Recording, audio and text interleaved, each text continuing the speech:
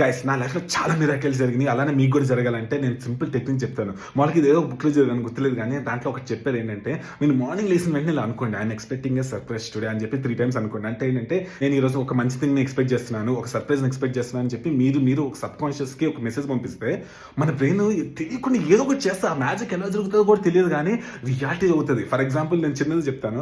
మామూలుగా నేను ఇంజినీరింగ్‌లో మామూలుగా ఎగ్జామ్ రాస్తున్నప్పుడు అంతా బాగా ప్రిపేర్ అయ్యాను. కానీ తెలియకుండా వచ్చింది ఏంటంటే, ఒక ఎక్స్‌ట్రా చాప్టర్ ఇంక్లూడ్ అయింది అది నాకు తెలియలేదు.